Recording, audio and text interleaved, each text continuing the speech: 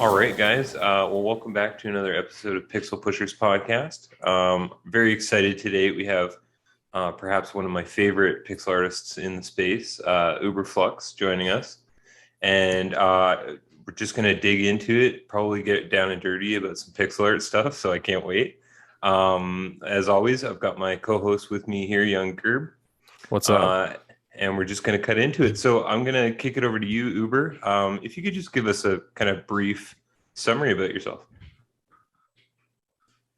Yeah, hi guys. So the name is UberFlux, but my real name is John. I've been working for ZenApe for quite some time, but I'm fairly new to the space. I joined the NFT space around late 2021, and then I found ZenApes, and from there I kind of have a sort of side career as a pixel artist, and now I'm kind of traveling around the NFT spaces and try to help people making their art for their projects.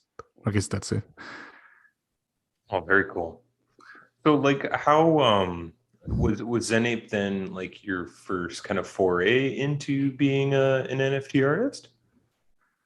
Yeah, into the arts. ZenApes was actually like the second project that get involved with. And but so the first time I get into the NFT space, like I don't know, there's such thing as whitelist, and that people are trying to get into it. So when I first joined the Discord in ZenApe, like I don't know what's going on. Like I just found it through Twitter and I just joined it randomly. And then there's this fan art section of the Discord. Like I don't know that fan art was that kind of channel that every project has, and you can submit stuff to get whitelist. So at the time, like I just like fooling around. Like I'm just bored at my office, and I was like, I want to draw something, like I always love to draw. And then I look at Zenit Discord and I was like, oh, maybe I should draw something like an ape that's meditating. Like my first hunch was like, that's kind of related to that mythological stuff from China, the Sun Wukong, Oh, yeah, yeah, the yeah. the meditating ape. It's kind of famous in Western media, like in a lot of games like League of Legends, you have Wukong.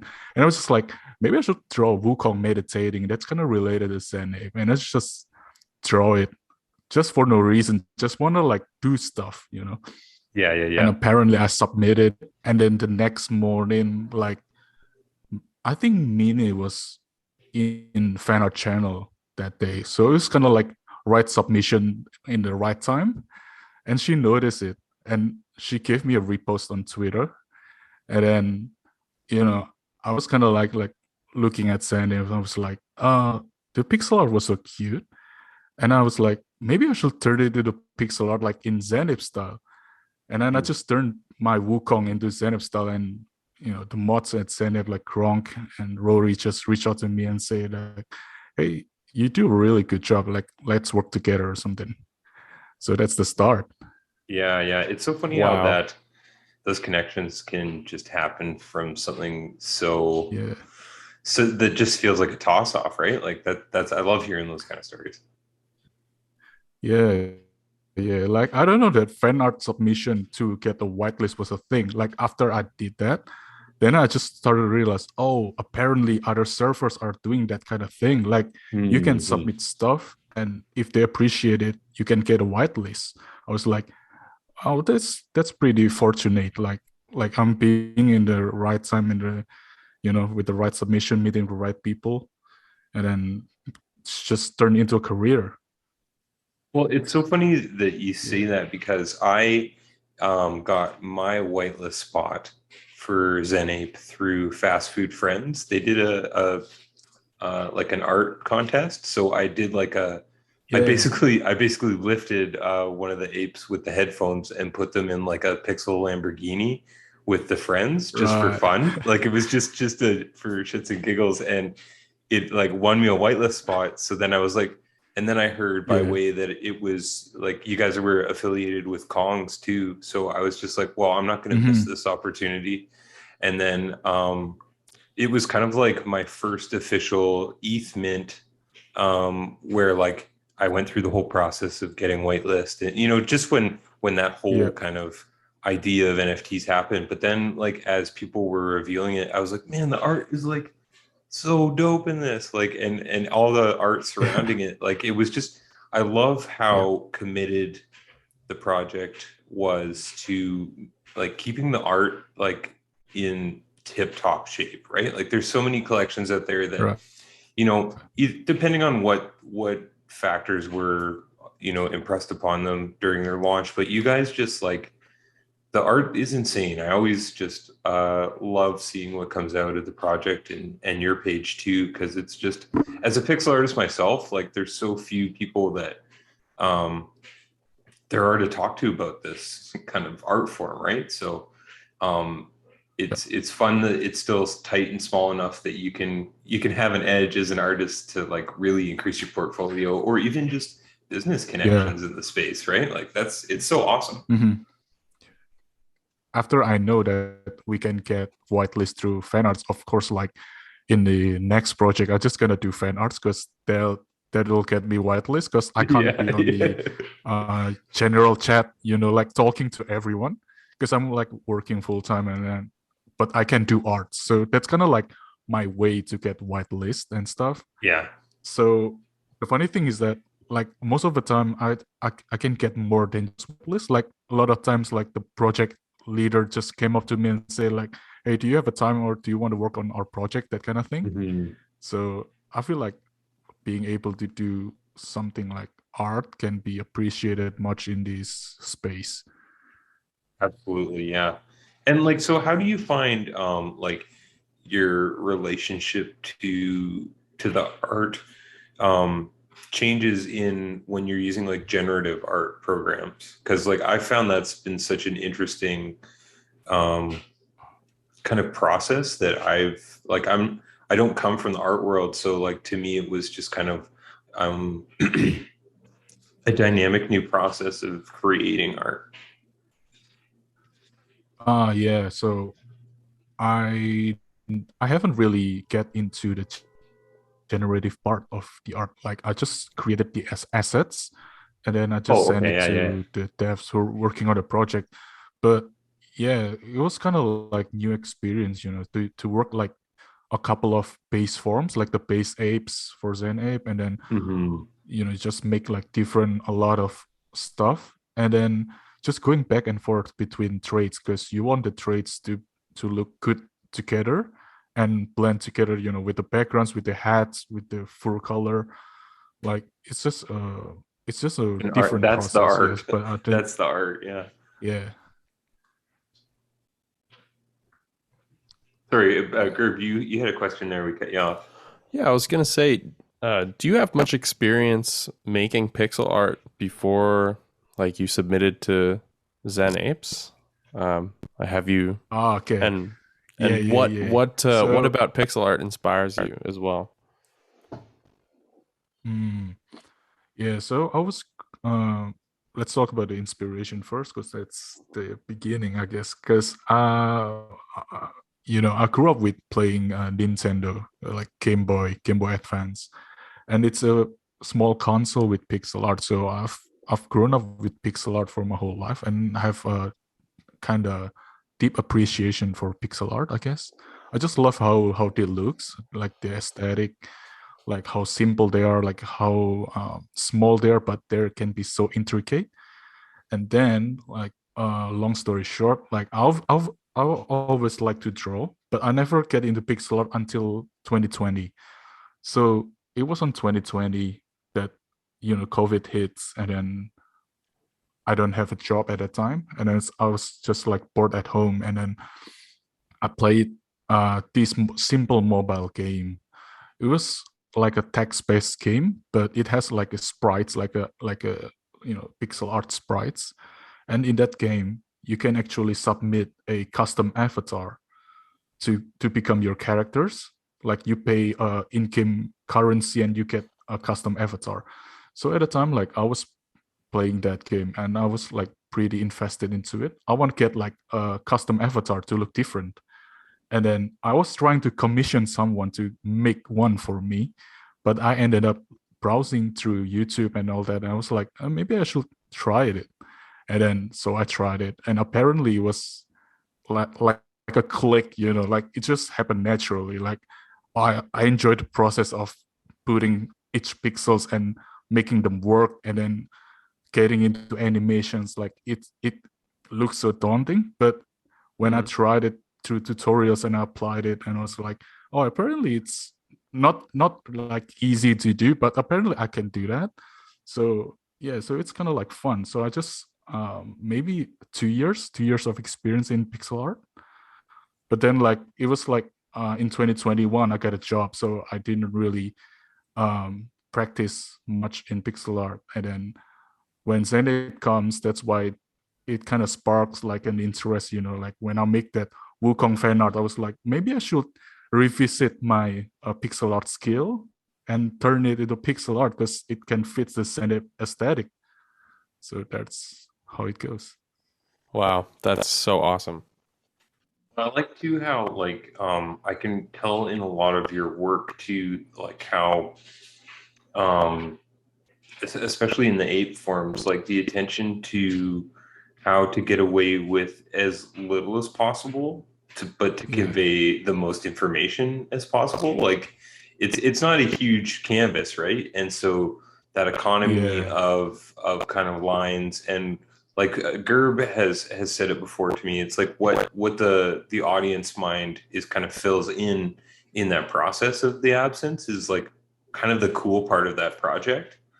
And I think what's really neat is, and you kind of touched on it a little bit earlier about how, like, I'm the same. I grew up with like Pokemon and Super Nintendo, and just that kind of general aesthetic of pixel art is pervasive for my childhood. So I think it's interesting too that we see it being a pervasive art form in NFTs now, right? Because I think that it speaks to the aesthetics that our generation grew up with, and now they've made this renaissance in a really major way that kind of allows people to become artists of this form in a new, interesting way. Like I just think that's such a trippy loop of influence.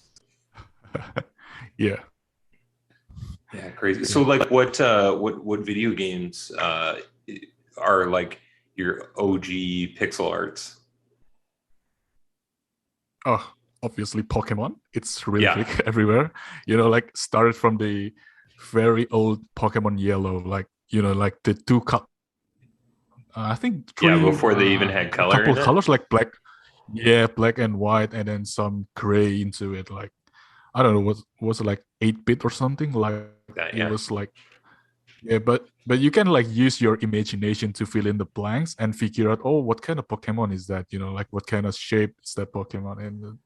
And then we moved to Mega Man, and then I don't know, some other Japanese RPGs, I guess, in Game Boys. Yeah, I'm always like the one for me is always Chrono Trigger. That's like the one I always come back to, because like the sprites are insane. Like I was looking at some of the like exploded keyframes for all the animation, and like that the team for that, like it just makes me cry to think about how many animators were probably on that job for like years. And then they do really interesting stuff too, where like in pixel work, it's hard to get like a top-down look at a sprite with a vanishing line, right? Like perspective kind of has some weird games with pixel art, but I remember seeing in Chrono Trigger, there's like a horizon line that they've built in a parallax shift for, but then they've got the sprites in the foreground. Like it's just that it breaks every rule, but somehow that project got away with it. And it's just like on top of it, had a killer soundtrack, had a killer story. Like it's so cool that we're I think digging back into the crate of our childhood, and like the fact that NFTs have lore that they kind of come from the world of our childhood in a really interesting resurrection. Well, and I think also the accessibility of pixel art really reflects a lot of the ethics of the crypto space. Sort of the idea that it's a very, I mean, I guess you could call it a pretty decentralized art form. I mean, anyone can download an app on their device for free that can at least, do some form of pixel art. So yeah, it's very interesting that would also kind of go on to be the medium that has sort of broken NFT art into a more mainstream sphere and continues to be present in the space. Well, I'm curious, like what, and maybe it's a bit more of an open question, is like, what do you guys think was the catalyst that made pixel art an aesthetic for NFTs? Like, I know that like CryptoPunks are kind of the OG for that, but like, it could have broke a million ways, but in some regards, it broke down to like the simplest, most kind of base structure, I think. Sorry, what was the question again? Sorry, I didn't get it.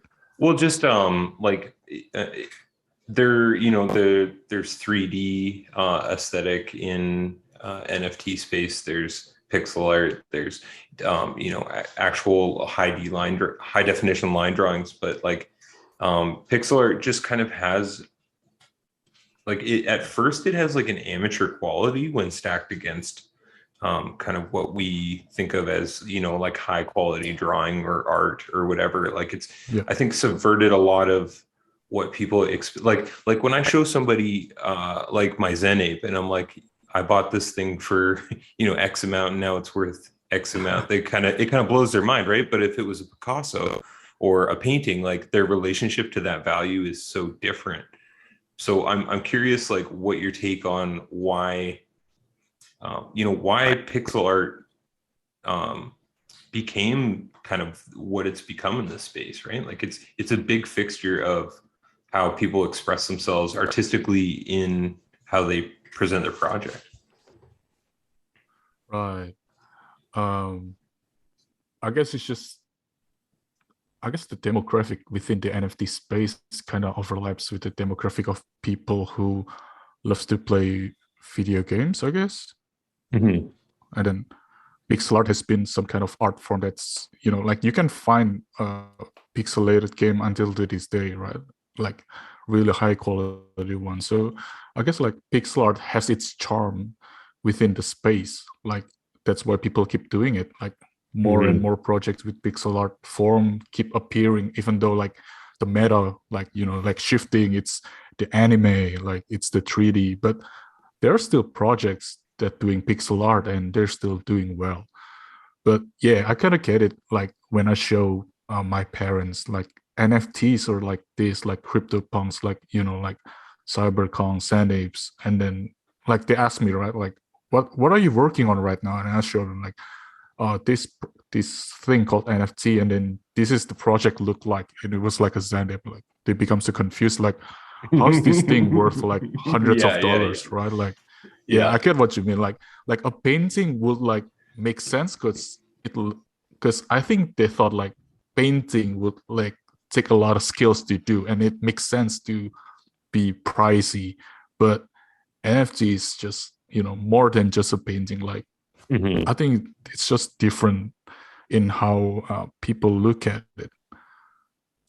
Well, and like I always try to circle back when, and I'm curious what your process is, but like I always try to circle back to that idea of I like working in kind of as small canvas as I can ever get away with, because it forces me into like really interesting decisions artistically that aren't presented to you when you're drawing. So it's like I always found that if I could do something, if I could convey a silhouette or an idea in 24 by 24, chances were I could do it in a bigger canvas in a more meaningful way. But like the way that you even conceptualize how to start a drawing in pixel art is radically different. So maybe like, could you walk us through how you would like start something and carry through in your process a little bit?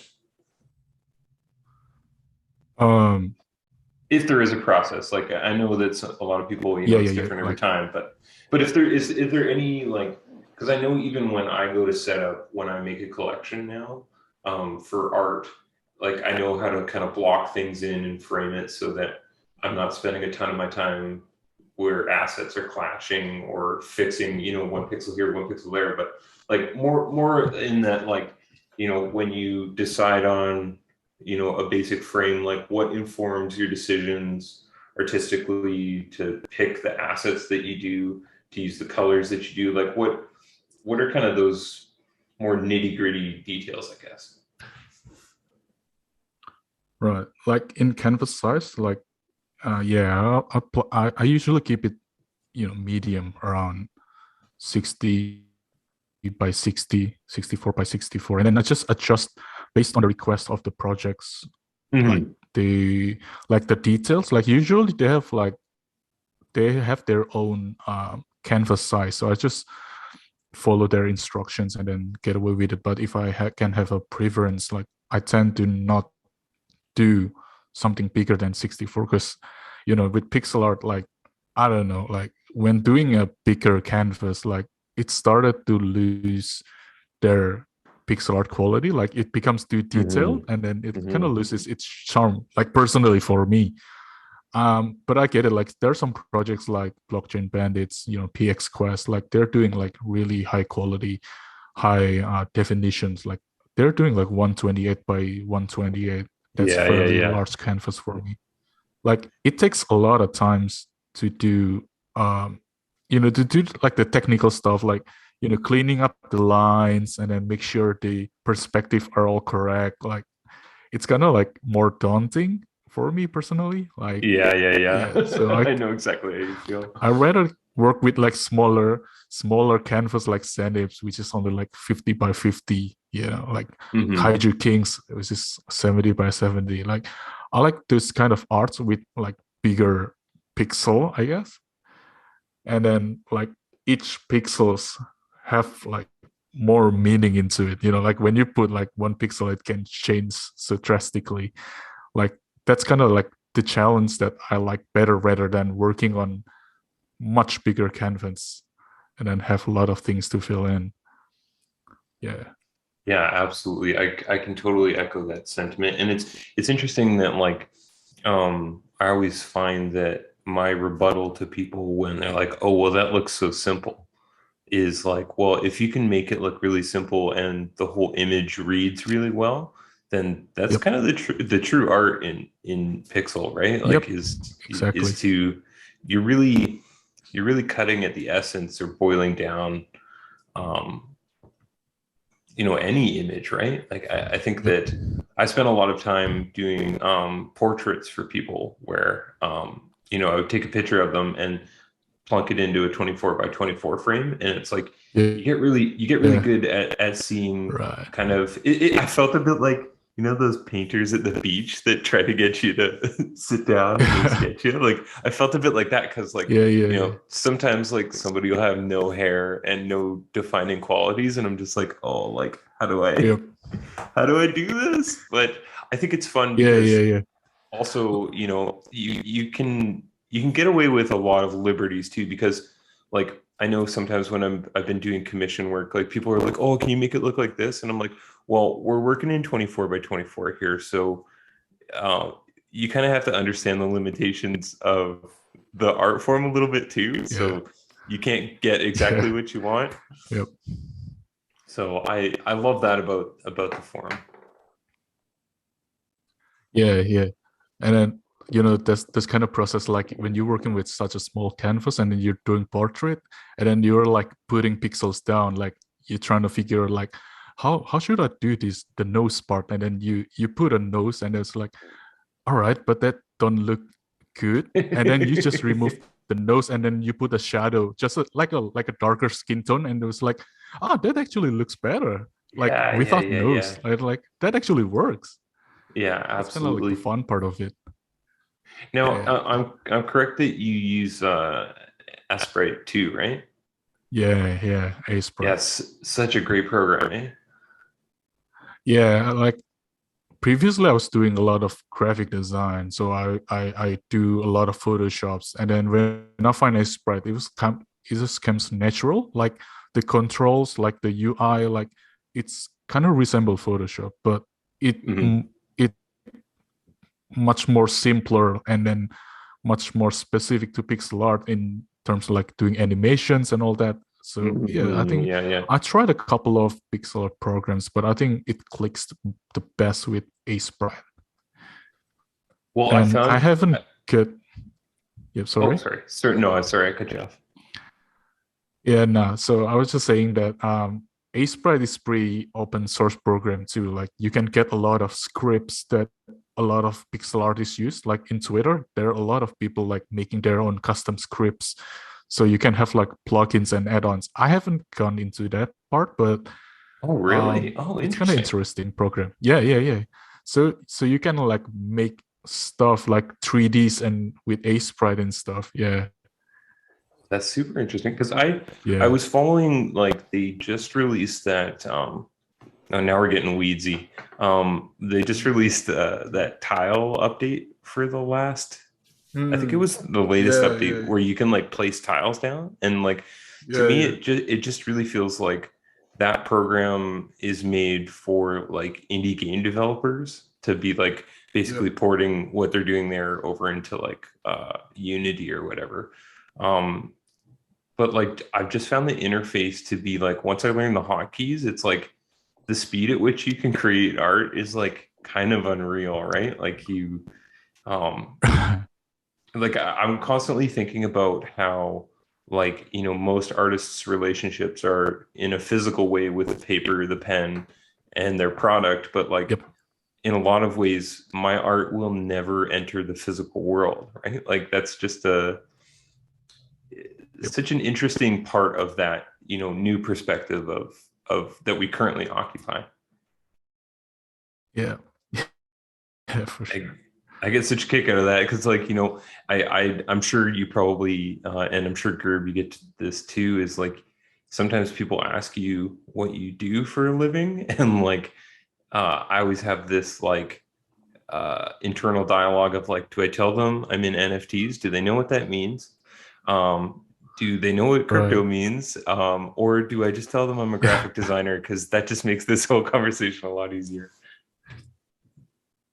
Yeah, yeah, for sure. Yeah, NFT as a space isn't really accepted around a lot of people, especially where I'm from. Like, you know, like third world countries, like you don't do that kind of stuff. You know, you just stick to like normal job, and you know, like the most that we heard about crypto was like in the news when there's like a big fraud or something. So yeah, it's kind of like still frowned upon, but you know what I mean? Yeah.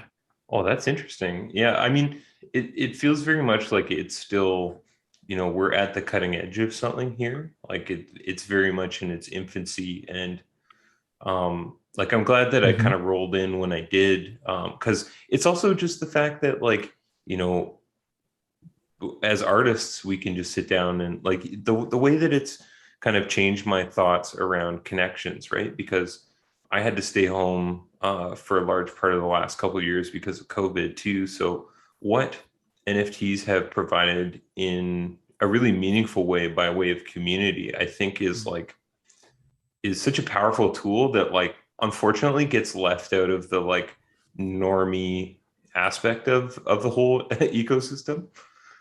So I hope that changes eventually, because it's like, if people understood that, like, I now have friendships that are more meaningful than ones in the real world because of hanging out in this space. Like, you know, just that people could share in on that. But I also am mindful that, you know, as more people pile in, it just means more competition in a saturated market. So it's not like that good vibe can last forever, but I definitely want to keep it going. Yeah, that's true. Yeah. There are a lot of potentials, you know, within the NFT space. Like, we're just so early. Like, it's just kind of like the early phase of internet, you know, like the World Wide Web back then. It's just so early. Like, people still trying to discover like what's the best usage for NFT, like what's the best use for a website. Like, it takes some time to do it, and just we're so early, kind of. Yeah. Well, I just love too that the artist is thrust into the center of it all again. Like that with NFTs, that you know, you could just have it be like you know, a stamp or something very benign. But like, I love that, like, to have a collection with like dope ass art is like something that everybody strives for, right? Because it's such an intrinsic piece of how the things, well, it's a visual culture, I guess, is why that's pervasive. But I think that like the competition, the friendly competitions that I see artists having, you know, to kind of one up each other, or echo a lot of assets across collections too. Like there's that interesting, like I'm sure you feel that pressure sometimes, like the 3D glasses, the you know, the all the kind of very common assets that people put in their collections that have become almost a language.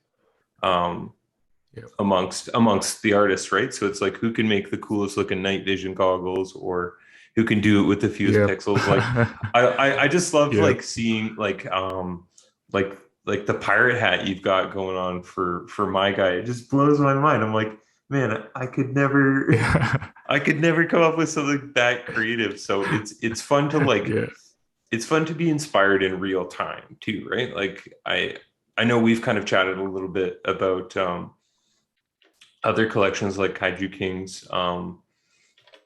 Like I love that. I love just how hard you guys bring it all the time, and I don't think it's lost on a lot of people that. And I think that's why the projects do really well too, right? Because it's like I was saying, if you just had a, you know, a bomb ass NFT for utility, but it didn't look cool, I don't think that people would be here for the same reasons. Right. So yeah, that's true. Like the art's just in NFT, art's just still I know that people are now doing a lot of utilities.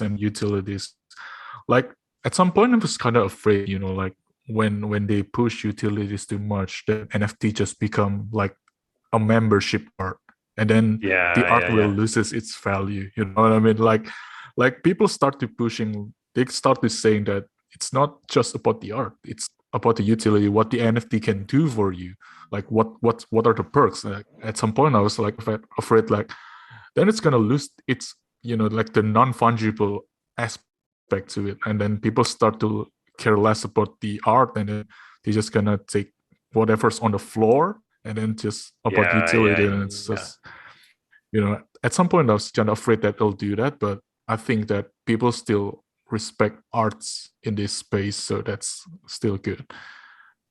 Yeah, absolutely. I know in my own collecting, I'm so much more ready to spend a bit more to get like a dope one that's not rare, but I like how it looks. Like I just, you know, it's like any art, you have an emotional connection with a lot of these, like a deep emotional connection, right? Like there are some that I know I'm never gonna part with, just because it also represents a space and time, and has all those very interesting qualities that resonate within art, that, you know, it without art being part of the project, NFTs are just like a strictly financial thing. So I'm so for it that artists you know, have an interesting new role to play in all of this, all the while we're also, I mean, hopefully most of us are being paid in a more equitable way than previously too, right? So it's kind of this way that we can be executing what we want to be doing,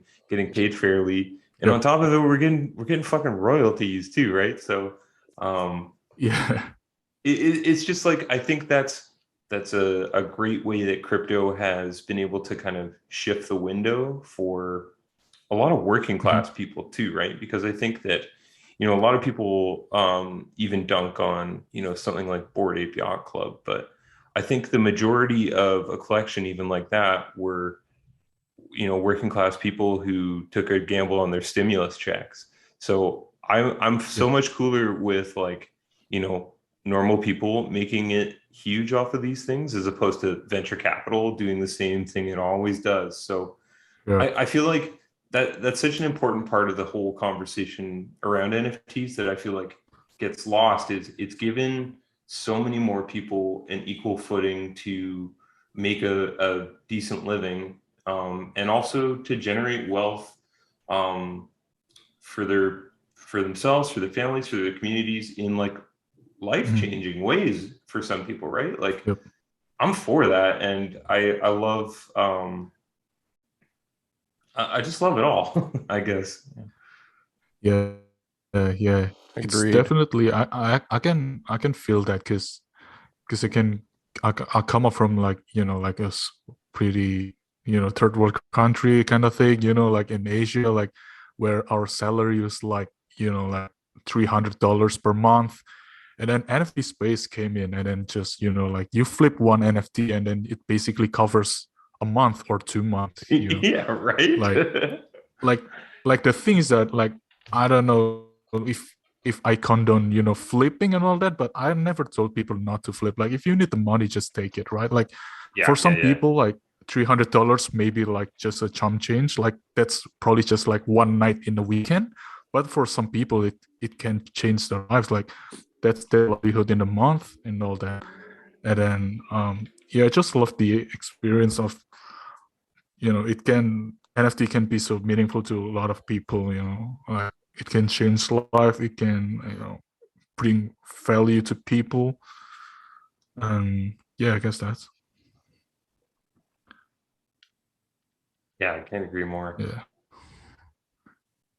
Well, I guess I also want to be mindful of the time here too, because I know Gerb's way up late over there. So maybe I always like to Right. kind of I always like to kind of start kind of closing out with like what are some artists or collections out there that really have your eye for pixel art right now? In FT space or Yeah, how about like if it's outside of the NFT space, I'd love to hear about that. But if there's anyone kind of specifically in or any project specifically in the space right now that right, is got you like bugging out, right now, right? yeah, So the release one or the unreleased one, or just either one of them is cool. yeah, either one. All right. So I think I resonates a lot with projects that have dope arts because that's what I like. Like we're an artist, we like dope arts.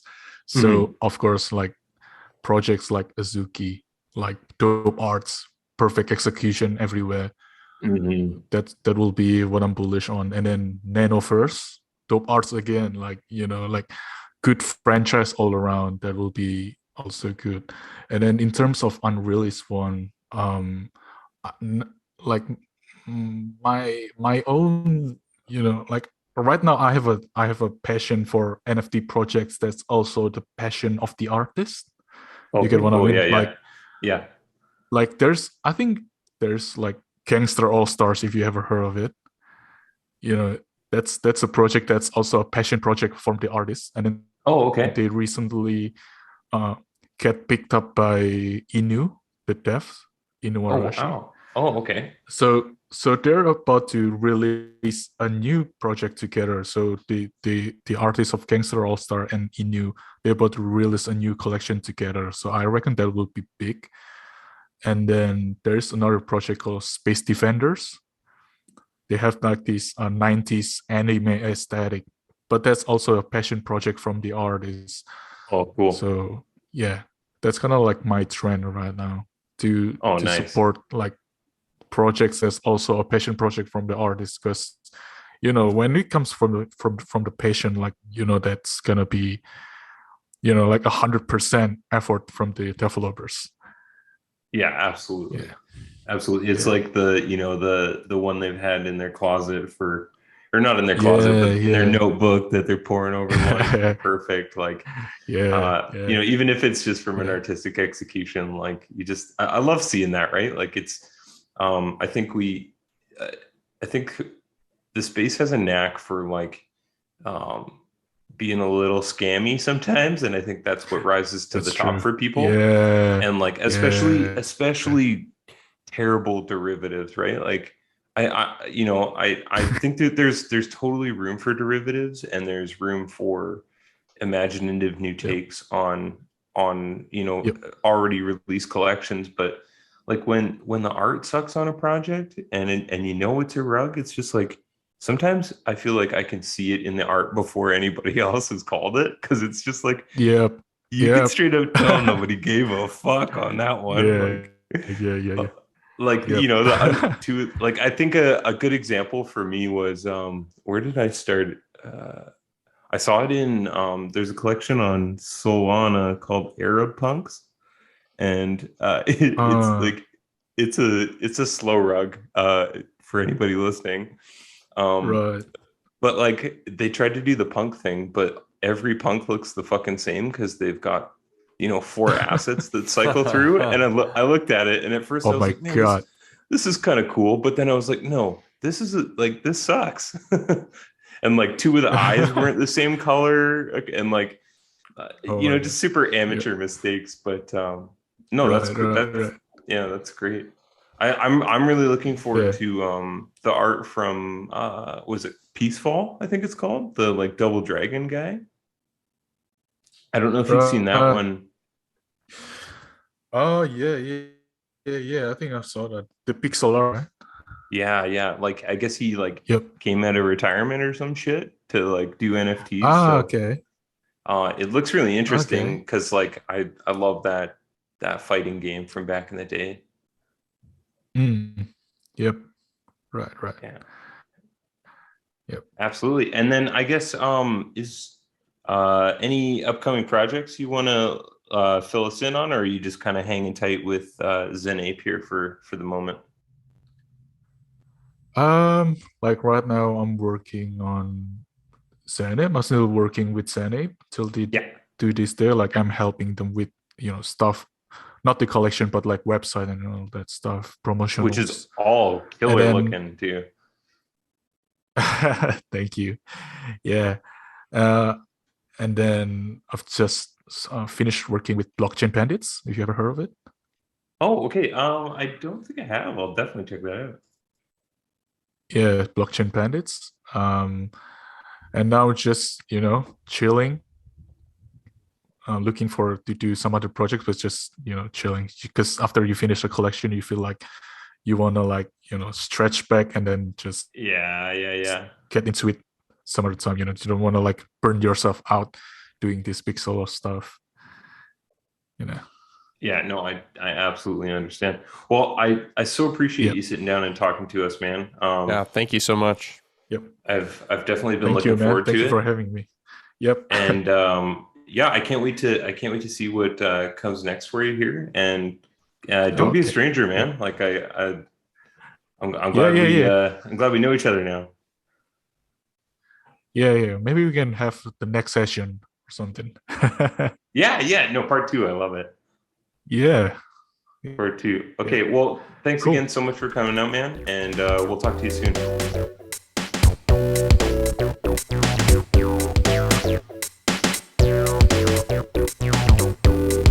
Thank you for listening to the Pixel Pushers podcast, brought to you by the Big Gooey and Young Gerb. This is not a pyramid scheme. We have no corporate sponsors. Like, subscribe, and we'll see you next time.